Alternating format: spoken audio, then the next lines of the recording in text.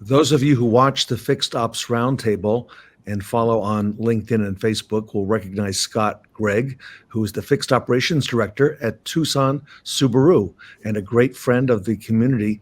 And we've learned over the recent time that Scott is also a private airplane pilot. Scott, welcome back to the Fixed Ops Roundtable. Hi, Ted. Thanks. It's great to be here. I'm really jazzed because we're going to do something we've never done before, and I take you up on your offer to take us flying and share a little bit about your passion on flying, and take us through that, Scott. Tell us a little bit about what prompted your interest in aviation and what led you to become a pilot. It started out pretty young, really. I was probably around 8 years old, maybe. My uncle had a Mooney airplane. He lived in New Orleans. He flew it to Texas, took us all for a ride. So I was kind of hooked then. And then he ended up buying an airport in Bellchase, Louisiana, and it had a seaplane canal. He sold the Mooney and bought a Cessna with floats on it. So he actually flew that to Texas too. And we went for a ride in it. But then we went to Louisiana and got to take off and land on the seaplane canal, which was really cool. And wow. After that, during high school, I worked at a machine shop that made aircraft movers for light aircraft.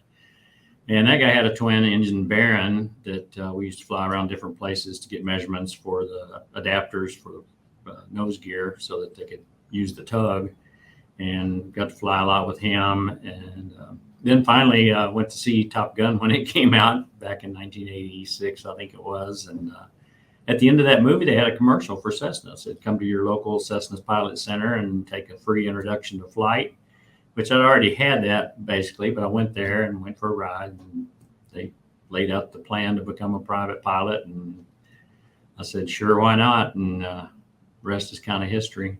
It was a lot of fun. Been a lot of fun throughout my life. Wow. So you've been a pilot now for how many years? Yeah, 36 years. Wow. Wow. Off and on. I took a little hiatus there for a while. It is expensive. So take us through this a little bit. And I know you and I and Gary House were drawing some analogies to fixed operations and, piloting an airplane. Do you want to take us through some of that, and then we'll have you show us some footage? Sure. Yeah, I think there's a huge comparison between fixed operations and being a pilot. There's so much that's just critical. In anything you do with the aircraft, there's a checklist for it. And really the same thing in fixed ops. You have to have a checklist. You have to have a plan. You have to have a roadmap to success. And that's basically same way it is in an airplane. You cannot afford to forget anything or skip a step or do anything like that. So it's really, there's so much commonality between the two. And then also even in an aircraft, there's a certain requirement to be current, which means you're legal to fly, but that doesn't mean you're proficient. Proficient means basically you're an expert and you can do everything you need to do to get the plane in the air, back on the ground safely, so on and so forth. Same thing with fixed ops. You can be current, but that doesn't mean you're doing the best that you can do. You need to be proficient. You need to make sure you're checking all your KPIs every day. You need to make sure you're out there on the drive with your troops and, just feeling the pulse of everything. And it's really the same, currency and proficiency is not the same thing. And it's critical in fixed ops. And just being attention to detail. You got to have that when you're flying a plane. You got to have that in fixed ops too. You got to have attention to detail. You got to see what's going on. You got to notice, does somebody have their name badge on? Do they have it on the right way? Little things like that, which sets the basis for a good customer service experience for your customers and guests. We're going to show the first video that you sent us where you're kind of getting everything ready. And, what type of plane is this? And, give us a little backdrop on that before we show. It's a 1970 Piper Cherokee. The designator is a PA-28 140. Okay. Came with a 150 horse engine. There's actually a conversion you can do, put high compression pistons in it. Makes it 160 horsepower, which has been done on this one. And then also there's a power flow exhaust system, which gives it about another 6 to 10 horsepower. So it's close to 180. and still in the heat out here, which makes the air thinner, it's a struggle sometimes to get off the ground even, but it does a good job. It's a great airplane, and it handles really well. You can just let go of the controls and it'll pretty much fly itself. But yeah, it's carbureted engine, 4-cylinder. It's a flat 4, comparable to Subaru, I guess. And it's an 0320, which means overhead valve. It is carbureted, like I said, and then it's 320 cubic inch, which is pretty big for a 4-cylinder. All right. Yeah. Well, in this first video, I think you're getting everything ready. So let's take a look at that real quick. Okay. My Piper Cherokee. It's a 1970 model, PA 28140, comes with 150 horsepower. This one's had a conversion which allows you to put higher compression pistons in it, makes it 160 horsepower, and then it has a power flow exhaust which adds about another 10 horsepower. Carbureted engine, old school definitely, but still gets the job done. We're doing a little pre-flight here and make sure everything's good to go. Obviously when you're in air, you can't just pull over. You can glide, but you can't just pull over. And then we'll take it for a little ride. Now in your hands there, Scott, is that the checklist? That is the checklist. I actually have multiple copies of it stashed different places, and I have a laminated copy in the plane as well. So always keep that checklist handy. I actually brought a copy of it here. You can see it's been well used and well loved because I do use it all the time. I do know some people that try to do it from memory. I just don't recommend that. And same thing with running a service department. Don't try to do it from memory. Have your to-do list, have your checklist, and make sure every day check this, and this, because if you don't and you forget, all of a sudden, oh, what happened here? And then you got to chase your tail. And, it's much better to be proactive than reactive in any situation. So that's why a checklist is so critical. And we saw you getting ready and preparing.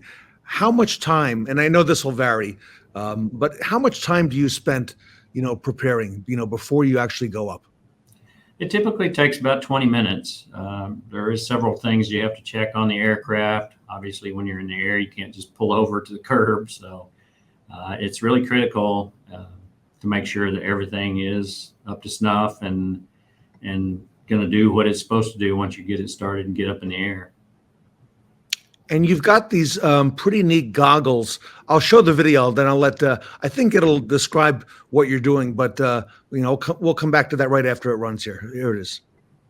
In order to practice flying in instrument conditions, have these nifty little glasses. As you can see, the top part's all fog. All you can see is this little area right here. That's so that you cannot see outside the plane. You can only see the instruments when you're looking down at them, and that simulates fog or storms or whatever you might be flying through, where you have to fly by your instruments on the dash only, which this plane is instrument IFR certified, so it is capable of doing that, and I am IFR rated to fly in instrument conditions. So it's a good thing to know. It makes your flying much more precise, and just makes you a better pilot all the way around. Plus, if you ever get caught in something, you have the capability to fly through it. So just a little tidbit there. So Scott, that's for practice. That is for practice. It's called simulated instrument conditions, because you obviously can't go out and find a storm all the time when you want to, or fog, whatever. So to practice, and also it's usually can be kind of bumpy in a storm. So for practice, you can wear those. The only thing you can see is just the instrument panel. You can't see outside the plane at all.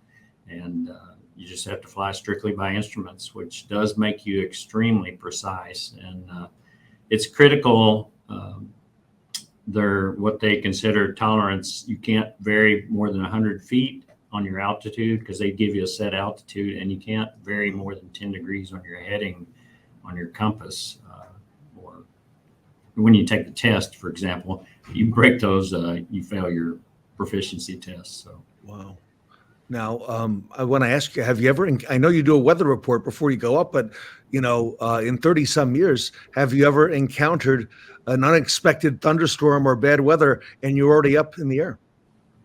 It hasn't been so bad here in Arizona, but I do fly to Texas sometimes, and I learned how to fly in Texas. So, yeah, a lot of unexpected thunderstorms pop up there, and especially back when I was learning to fly in the 80s, the weather reporting and everything was not quite as good as it is now, and you never knew when you might run into a thunderstorm. I did run into a pretty bad one once out around Sulphur Springs, and actually flipped a plane upside down in the air. So it was exciting. That's pretty scary. Wow. Yeah, yeah. I was glad my instructor happened to be with me then, because I let him have the controls real quick.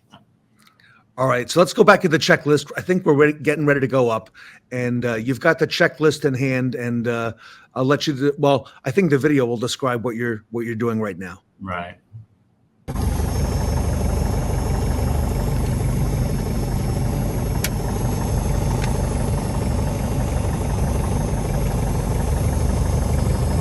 test our mixture.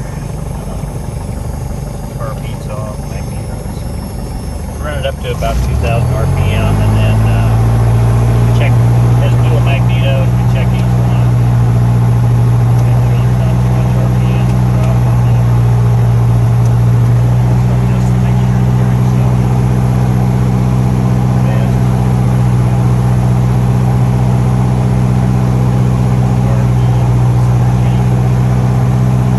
charging system good, vacuum system good,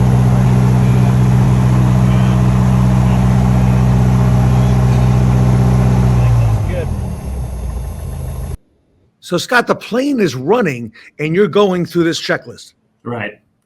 Right. You do the walk around, it's called, which is the exterior part, and also checking the oil. You also take fuel samples. There's 3 different places to take fuel samples and make sure you don't have any water in the fuel or anything like that. And then once you get inside and get it running, then you have to do your run up, it's called, about 2,000 RPM. You check both your magnetos. You also check carb heat, make sure it's working, because you can experience actually carb icing, and it can stall a plane or cause a big reduction in power. So it has carb heat that actually funnels heat from the engine to the carburetor to melt any ice. And then you also check all your gauges. It has a vacuum pump on it. You got to check, make sure your vacuum is good, because that operates some of the instruments. Of course, oil pressure, oil temperature, fuel pressure, things like that, charging system. So you check all of that before you take off. If any of them are not in the green, and it's a no-go situation, you have to go back and figure out what happened. How important is that checklist to keeping you organized? It's extremely important, because it's really easy, in the heat of the moment, or, it keeps you on track, keeps you organized. And again, going back to fixed ops, that's why it's so important that you have a checklist or you have a to-do list, because there's so many, especially in fixed ops, there's so many distractions constantly all day. A customer wants to talk to you, or somebody needs your ear, or somebody needs you to sign something, or this, that, or the other. It's so easy to get distracted and completely forget to do something that you need to do every day or every week, or maybe just once a month even. But I keep sticky notes on my computer with all my different things that I've got to do, end of the pay, end of the month, all the different time periods, and my daily checklist too. So, but yeah, that checklist is critical, because it is super easy. And I actually had it got sucked out. The door was open. It got sucked out the door one day. And I felt so lost without that checklist. Luckily, I had another one in my bag. And that's why you carry multiple copies. Okay. That's why. Yeah. Because I'm like, I can do this without it. And then I'm like, no, I'm going to have to dig through my bag and find my other one. So. All right. We're about to go up. We're about to take off. I think everything's green. And here we go.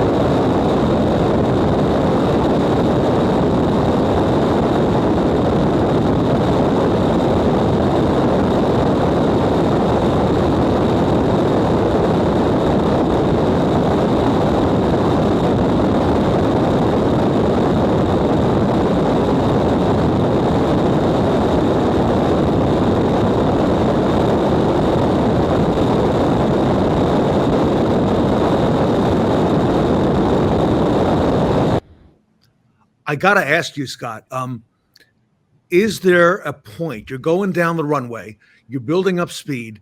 Is there a point of no return where, okay, it happens at this point that we're going up? I mean, describe that if you could.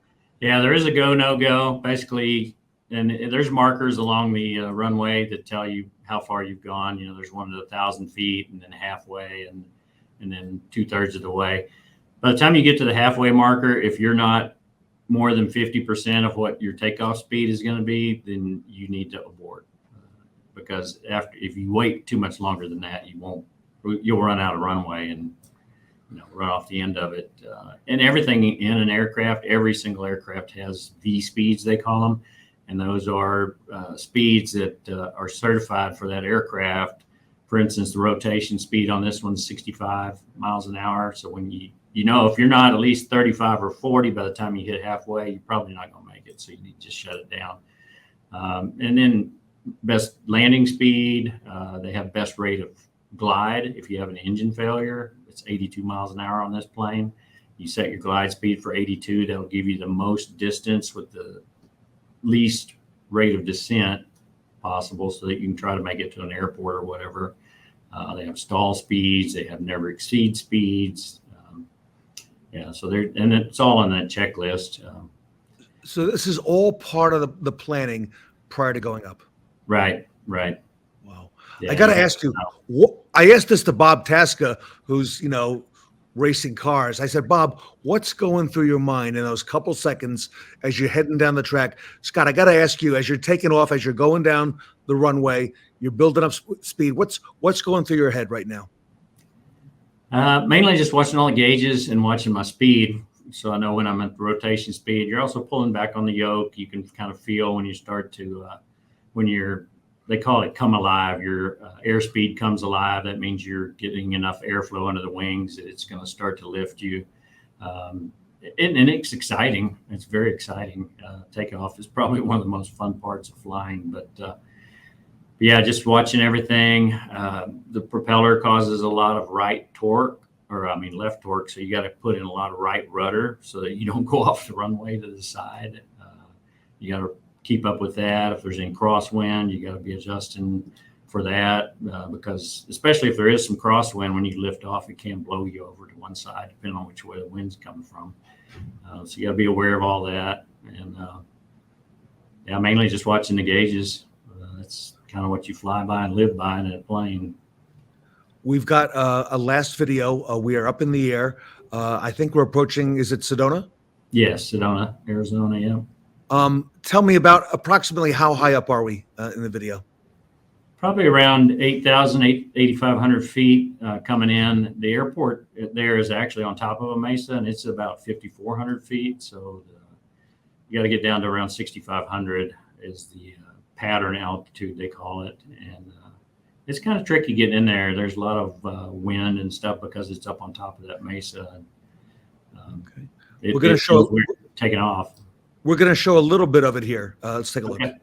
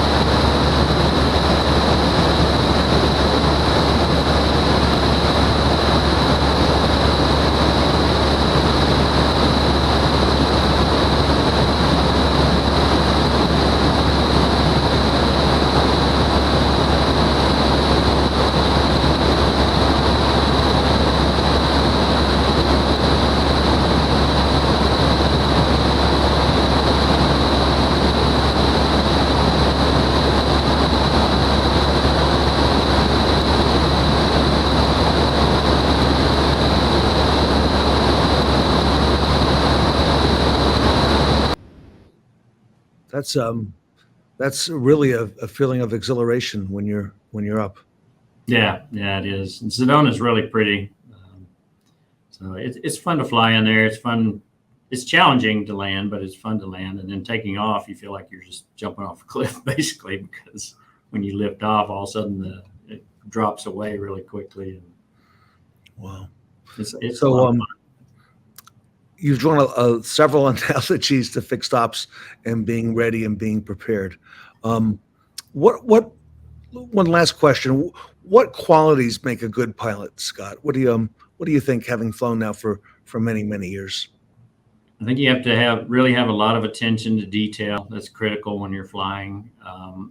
You have to be able to focus very well, because there are distractions. You've got people talking to you on the radio and trying to adjust your maps and your radios, different frequencies, things like that. So you got to really be able to focus on one task, complete it, and go to the next one. Just being calm too. You can't get excited. You can't panic. Things happen. You got to overcome them. It's just like in fixed ops. That happens all day, every day. There's always something coming up, and you got to just remain calm and work through it. And sun will still come up tomorrow. Wow, Scott, thank you so much. Great footage. Thank you. And how did you mount the camera on the plane there? How'd you do that? So the plane has a tie down on each wing and also one on the tail, and they actually make an adapter that attaches to those tie downs. And then there's a Garmin Verb camera that I used. It has a bracket that attaches it to those adapters, and it does pretty good. You can actually control it with your phone from inside the plane, so that's kind of cool. Wow. And I couldn't help but notice during the checklist you had a helper. Who went up with you? That was my wife. She's my co-pilot most of the time, although my grandson likes to go sometimes, and I've got a cockatoo. He likes to go. That's right. Yes, you sent me some pictures of that. So yeah, we'll post that on social media. I like that. Right. Wow. Any final words for fixed ops? Having now shown us a lot of the similarities, the preparation, the calmness, the checklist, the attention to detail, even the most small, minute detail. Yeah, I think that's the most critical thing. You really, really have to stay focused on what you need to achieve, and you have to have a checklist to guide you, to-do list, whatever you want to call it, sticky note, something, but you do have to have that roadmap to success. Otherwise, you're going to trip and could even fail. You don't want to face that. So always stay focused and pay attention to detail. The smallest details matter. They really do. And follow your checklist every day. And bring a backup or two, right? Right. Always have a backup. Yeah, absolutely. Redundancy for everything. That's the airplane way. Great advice, Scott, Gregg. Great advice for life, let alone fixed ops. So, Scott, thank you so much for, all your participation, especially in this event. You've done a lot for the fixed ops and continue to do a lot for the community. So thank you on behalf of the Fixed Ops Roundtable. Yeah. Well, thank you, Ted. And thanks for allowing me to share my footage. I always I take a lot of kids up sometimes for their first flight. So it's always a lot of fun to share flying with people. Love it. Thank you for sharing it with the Fixed Ops Roundtable. Yeah, definitely. Thank you for the opportunity. Scott Gregg from Tucson Subaru here today at the Fixed Ops Roundtable.